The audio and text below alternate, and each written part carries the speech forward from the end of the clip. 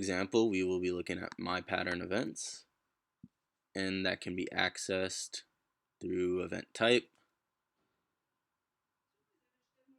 In this page, you can remove this event from your patterns, or you can create a new event by copy by adding the event, the start and end date, and after that you can send it. You can also create an event by pressing this link.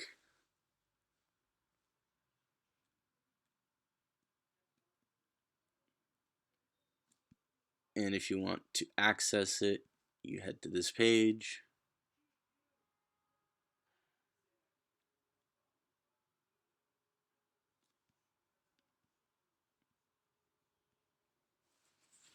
And then you will click this link.